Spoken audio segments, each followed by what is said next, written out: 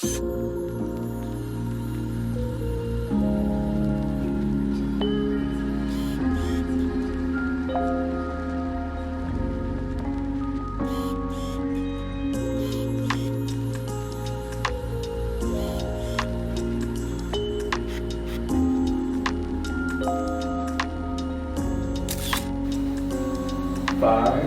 four, three.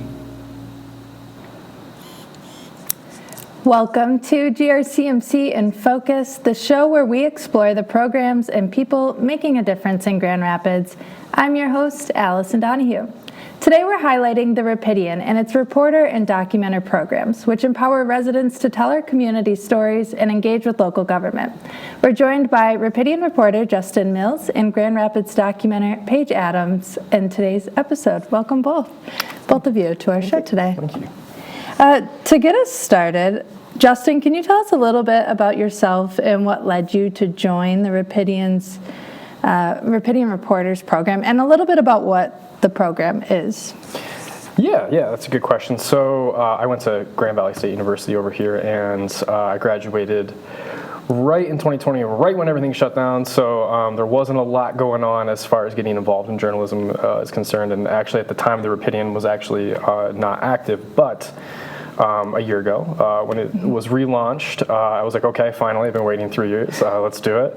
And the reason that I wanted to get involved specifically with the Rapidian is because it was news that I wasn't really seeing locally, and it was also by folks who were living in those communities. So you got some really eclectic headlines going on from the Rapidian articles in the past. So that was really driving me to get involved in the Rapidian once it relaunched. And since I've been a part of it, I've gotten to learn an incredible amount about the city that I live in, just because when you start following leads and you start following your own interests too, and the things that you see in your community that you want to know more about personally, inevitably you're going to end up learning an immense amount, which I really have, big and small things. So it's been incredibly rewarding. And Paige, you are a Grand Rapids documenter. Can you tell us a little bit about why you joined the program? And for the folks who are watching that aren't familiar with the Documenters program, just a little bit about what you do. Yeah, so my reason for joining, I'm a writer by trade. I also went to Grand Valley State University, but in film. And then since living here post-graduation, I've just been becoming more connected with the community and just like wanting to know more. So a friend recommended the program to me, and I was just like, wow, this is really cool. Kind of just the Documenters program, you can kind of pick and choose which meetings you want to, kind of based on your schedule. And so that's what's really convenient for me, is like I just kind of pick up as what interests me or what's convenient for my schedule to kind of put it in. But yeah, so like just getting involved more and being more aware, as I've lived here only a couple of years now. So I'm just like, how else can I become more aware and like jump in on those stories and my own personal interests in the community. And for you typically cover Corridor Improvement Authority meetings. What interested you in covering CIAs, and could you tell us a little bit about what CIAs are for those who aren't familiar? Yeah, a lot of what they do is CIAs, they support and fund business districts that are within the corridor. So there are 6 of them. I have covered 5 out of the 6. I think the West Side is the only one I have not. But a lot of what they do is like facade improvement, or just like events that get people to come out to business districts or get involved in that kind of way. And what was interesting to me about that kind of work was that, similar to kind of what you said, like just living in some of those neighborhoods, like I live in the North Quarter, or that area, like Creston neighborhood. So I was just like, wow, like all of this stuff is like happening like right next to me. So all those like kind of super specific meetings just were, I don't know, really interesting, and they're just really small too, so not talked about enough. Those hyper local ones. I think the one on Michigan Street is even held at Grand Coney. Yes. It's really fun. I love that. I think in one of your notes you even included, or maybe someone submitted audio once where you could hear a blender in the back. Yeah, that's happened quite a bit. They're still like actively like serving people, and then in the back room they have to make milkshakes. Like, just a second, like, sorry, but yeah, it's I awesome. love that. And for you, Justin, you're not covering meetings, but you're going out and chasing your own stories. You haven't necessarily stuck to a single beat or topic at the Rapidian, but what kind of stories do you cover? Yeah, that's a good question. I think, and to my point, what I was saying earlier, I think a great thing about being a Rapidian reporter is if you have eclectic interest as an individual, and the variety of things you would want to read, well, then that's your motivation. So, so like I've reached out to a lot of folks involving sports, and then so for example, I just interviewed the head coach for Grand Rapids Rise, which was great, and then even community college, so the Grand Rapids community college basketball team. That was your first article. That was my first story, yeah. Yeah. So that was over a year ago. And then even things like entertainment. So like I covered a heavy metal band that came here, Saxon. They came here earlier in this year, and we got to cover that concert that was happening. We got to even interview the artist, which was fantastic and really unexpected. But even more like locally in my actual vicinity, there was some like local businesses that new and old ones. Particularly, there was a new pottery studio coming into a long vacant building in my neighborhood, and I was just walking past the building one day, and it's been vacant for like 5 years, and I was like, oh, something's happening here. I need to know what's going on here, and it happened to be a pottery studio. Got to reach out to them and really talk to them about their, them starting their dreams, which was amazing to hear. And I think they really respected the coverage as well. So I think it was really rewarding for both of us. Is there a meeting that you've covered, Paige, that you found particularly interesting, or any policy that you've covered, I guess, in these meetings that you're? Yeah. I would say this was a couple of months ago, but there was a Southtown CIA meeting that I covered that had to do with, they were talking about restructuring the parking on the street near, I believe it is Eastern and Burton, right near Harvest Health, because there's a lot of angled parking there, and they're already under construction at the moment. But that meeting in particular, it's usually like there's a handful of us who sit in the meetings other than the board members, but that one garnered a lot of like community interest from local businesses, like, and speaking with like Grand Rapids Engineering of like why and how they're doing this construction, possibly switching the parking to parallel parking there, and like how would that affect traffic. And yeah, I just learned quite a bit, and it was like probably an hour-long conversation specifically on that one particular topic. And there was a lot, they gave the floor to the community a lot to express their concerns, and looking towards the board also for like how is this all going to work. So that one was like quite interesting because there was just like a lot going on. Yeah, a lot of good conversation. I think the cool thing about documentaries and what makes a good documenter is that curiosity, even about small, typically boring things like talking about parking. Who wants to talk about parking? But then when you hear about how it impacts the vitality of businesses and the walkability of a neighborhood, then you can kind of see yourself in that neighborhood. Like you understand, because you shop at that store, you walk down those sidewalks, and it's not just parking anymore. I've really found that meeting interesting too. So, Justin, I know you talked a little bit about it. Sometimes you're just stumbling across stories like you did on your walk. But how else do you decide on which issues or events you want to cover? Yeah, that's a good question. And it's important to point out, too, that sometimes, like the Rapidian, you'll come to me with stories if you hear tips about things that are happening in the city. But kind of to my point, too, about my interest, I think I am trying to pick a story that, like I said, that I know I'm going to read, and that I know that, like, I don't have very niche interest, I don't think. So I think a lot of my interest would appeal, I think, and especially too when it's something that I know I could talk about with a group of people anywhere, which is primarily the topics that I try to cover, which is why, events is something that's really a really easy go-to. But like I said, though, like I think when you get to spotlight like really local folks, I think people really appreciate getting reached out to and having their story told.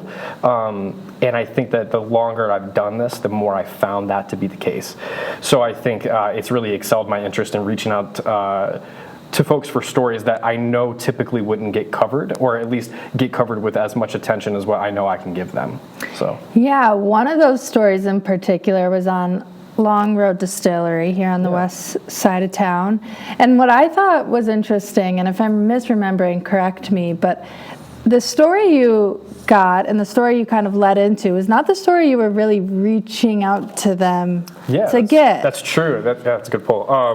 That's kind of part of it, right? So I feel like that if you're reaching out, like I said, with things that you personally may even potentially be interested in, you absolutely never know what someone's going to say to you. I reached out to the Long Road Distillery about an event that they were co-participating with Celebration Cinemas here in Grand Rapids, and they didn't end up getting back to me because I found out that they were sourcing juniper berries on an island up north in Michigan, and I was like, okay, that's crazy. I need to know more about that.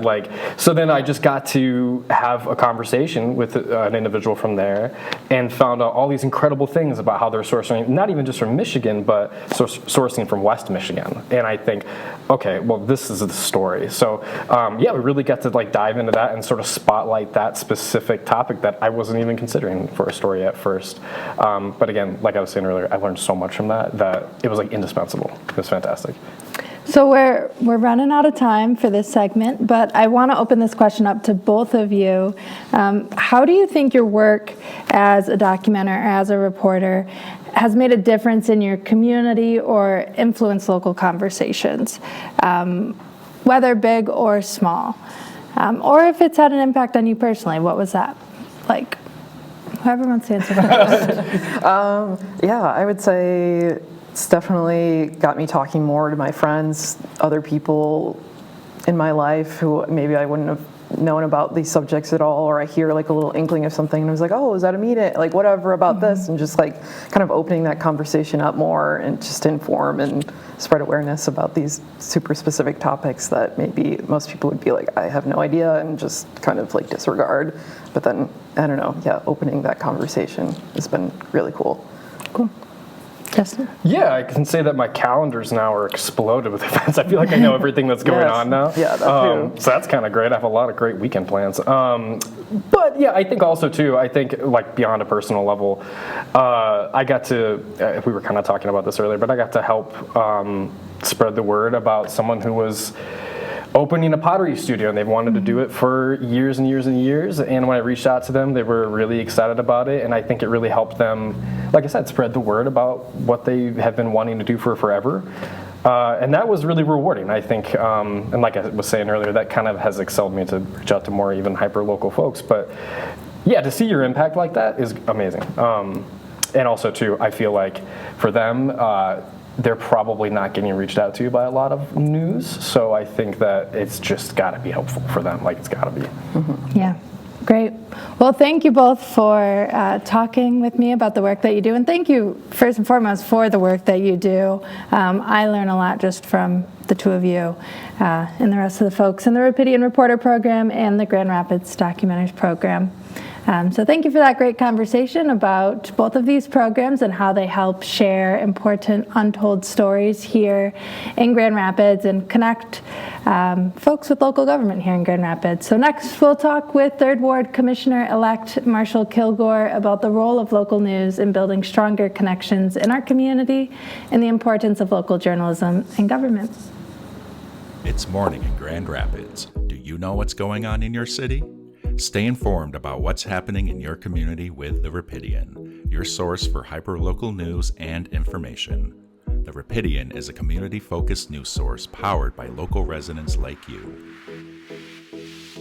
Our volunteer writers and reporters create content that hits close to home about topics like local government, business, schools, events, and people.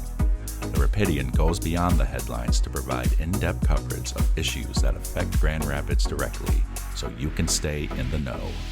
We aim to uplift the community by sharing positive, inspiring stories of growth, progress, and neighborhood pride. The Rapidian is your neighborhood newspaper for the digital age. Follow us on our website and social media to stay connected to your community. This is the Rapidian.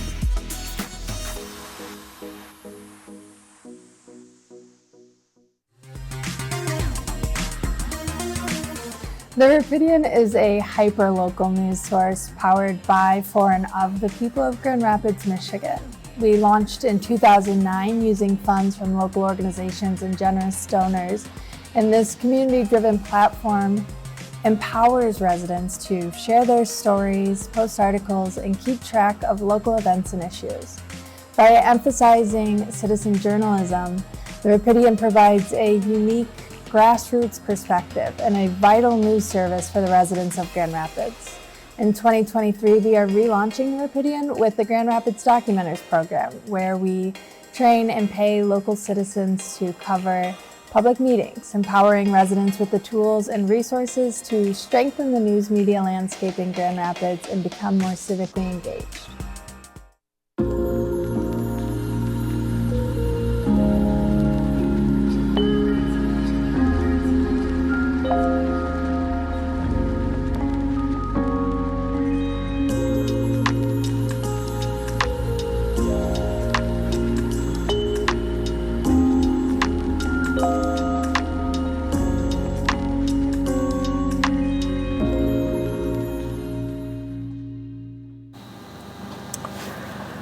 Welcome back. In this segment, we're joined by Marshal Kilgore, the 3rd Ward Commissioner-elect. We'll talk about the role of local journalism in the 3rd Ward and how it helps connect the community. Let's jump in. Thank you. Thank you all so much for having me. I'm really happy to get this relationship started. I am huge on supporting local journalism, local news, hyper-local news, so I'm super happy to be here. Thanks for having me. Yeah, thank you. Yeah, I think this is all our first time. So Yeah, right. yeah, so I guess I'll ask this. So Sure. you just recently won a really competitive race in the 3rd Ward. Yes.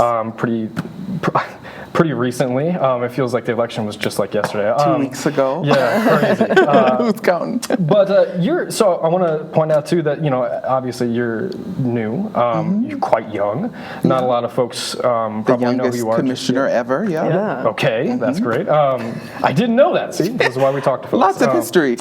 Youngest commissioner-elect ever, commissioner yet for GR, and the first openly LGBTQ plus commissioner for the city of Grand Rapids. Gotcha. So then, okay, you're pretty young. How did you get here? Like, what's going on? Yeah. How'd you get here right now? Yeah, so I'm a 4th generation Grand Rapidian. So my family has lived and loved on the South Side for 4 generations. I live in the historical Martin Luther King Park neighborhood. I love my nearly 100-year-old home, but I'm a human rights advocate. So that's been my journey to public service. And people call this politics. I like to call it public service. I have always been someone who is passionate about helping the underdog. I call them frontline communities. So my work has been in the nonprofit sector. I've also done civic outreach. I've worked for folks like Governor Gretchen Whitmer in 2018 as her deputy field organizer for the west side of the state, and most recently helped get the first Black woman on the Michigan Supreme Court as Justice Kyra Harris Bolden's community relations director. So my work has been going to places like Lansing, DC, organizing locally and civically to uplift frontline communities. So that can be women, the elderly, youth, people who are differently abled, BIPOC communities, and my community, the LGBTQ plus community. So that's where a lot of folks know me from, or through osmosis, is me fighting and rallying for folks to have a fair fighting chance here in our state and in the world. Oh, wow. That was a good answer. I'm so proud to do the work. I really am. And I'm humbled by this opportunity now just to continue to help my neighbors. That's great. So I guess, yeah, you go ahead. Yeah. So from your perspective, why is hyperlocal journalism important for the 3rd Ward? Yeah, well, I think it's important for the community at large, right? But especially the third ward that has some historical issues. Let's take public and private investment, for example, right? Of us getting sort of the short end of the stick for so many years, for decades. So work that you all are doing and hyper-local news outlets are doing is so important to highlight those things, bring them to light. And education and awareness, I firmly believe, is a part of most of our challenges. If we can raise the awareness, let people know what the problem is, and then educate ourselves further about the challenge, we can really work through almost anything, in my opinion. And there was a blog, I forgot which blog, but they had talked about how many times that the bigger news outlets covered Art Prize, right? Which is beautiful and awesome. But then in comparison to local races like mine, we had less than 10 news hits. So we have to educate folks. We have to raise awareness about folks like myself who now are a member of a body who just passed a $690 million budget. So that's why the work that you all do is so important and necessary for a community that's engaged and just educated and aware of what's going on. That's great. Yeah. I didn't know 690 million. It's huge. It's a big budget. Yeah. And I would have loved, that's the relationship I want to continue to have with folks like you all and talking about what that budget looks like. Right. So I guess kind of on that, let's talk about Third Ward for a minute. So there's a lot of things happening in Grand Rapids right now as far as, construction alone. But there's a lot of new projects happening. Most of them are centrally located to downtown. Soccer stadium, riverfronts, revitalization, amphitheater, what have you. But as far as the Third Ward is concerned, that's outside of that, right? So coming in now, what do you see are some really important challenges facing the Third Ward that you would like to address now that you're well, first I can start with all of those big projects have a tax revenue that we will receive from them. So the Third Ward will get tax revenue from those huge projects, which is awesome. I think of the Three Towers project that's coming up, right? Which was sitting on a vacant lot. So we were getting nothing from some of these places just being blight or vacant. So, that's always a positive. But, there have been Third Ward commissioners in the past. I think of Commissioner Sunita Lanier boycotting when they had meetings about these big projects developing, because this is a trend that I've seen and that I'm going to try my hardest to combat once I'm there come January, of why do we have all of this wonderful development and the Third Ward is getting overlooked, right? And it is a part of our community master plan that we are in the process of approving. The city commission is for the next 20 years, right? Of having strong neighborhoods. And a part of having strong neighborhoods is making sure that there's an equity layer there when we talk about these big projects. So my hope is to be able to pull some of those big projects and get us, the Third Ward, a win. That would be stellar, and it would also be equitable, because we have been left behind decade after decade. And I believe that my colleague, Kelsey Perdue, I just always sing her praises. She's stellar. And I believe that together we can work to get some new businesses, some new business districts, or support our business districts and get some new projects in. Wow, sure. That's the hope. Yeah, that's the, there's a lot of work. I think a lot of community folks have to get involved, I assume, too. I think, which seems to be, that was part of your campaign as well. Yeah, I plan to do a listening tour. So my barbershop, the main attraction right on 28th Street, I said, can I use this space to, maybe not just get my hair cut, but to do a listening tour and to hear what constituents care about and to hear what I call them our neighbors in the Third Ward. I want to hear what they care about. I want to hear what they think. What should certain aspects of that $690 million budget, what should that look like in the Third Ward? And what would you like me to lift at the dais for you? Yeah, and I guess kind of to follow up on that, how can local journalism help address these challenges? Yeah. Well, I mean, I've been loving seeing is it the documenters who go to these meetings that are not sexy by any means, but I love them, right? So I was already there, and when I saw that, giving people stipends or just encouraging people to go to these meetings and just giving a good rundown of bullet points of here's what's going on. Now, before this, I talked about my human rights advocacy at the state, at the federal level, but I also served on 3 civilian boards for the city. Oh. For example, I was the chair of the Vital Streets Oversight Commission, which helped push through $50 million in infrastructure projects. So, that type of work is so important to be covered so people can see where their tax dollars are going and where their community is headed. Absolutely. I have a lot of questions. Yeah, I guess. go for it. I was cooked up. Yeah. Urban agriculture. You have a good deal of experience there, and it was also environmental justice was part of your campaign as well, which was really kind of almost, I would say, unique to see for someone that was running for a ward seat. Just in that you were very outspoken about it. So. This is a very specific question, hyper local news, so I guess it's a hyper specific question. But urban agriculture, I think green space has been something that's being talked a lot about around the city, not just in the third ward, but all around, or lack thereof, or the addition, what have you. But as far as green spaces in urban agriculture is concerned, a lot of community gardens even popping up around the city. What are your takes on it? Do you have any plans in the third ward to maybe push that forward as well? Yes, 100%. I'm happy that, how much time do we have, right? Yes, that was a huge part of my platform, but it's a huge part of my belief. Oop, I shouldn't hit the mic. It's a huge part of my belief because, I'm looking at these issues and I knocked tens of thousands of doors with my team and community members, tens of thousands. And what folks talked about is education, mental health, safety. We have to look at these issues in a holistic perspective. So I'm not just a tree hugger saying that everyone should be excited about trees and our tree canopy and backyard bees and chickens, which I helped pass that ordinance with the city commission as a member of the urban agriculture committee. That was also one of the 3 that I was on. So I'm really excited about that. I also want to highlight that the third ward has about a dozen less green spaces, parks, than the first and second ward.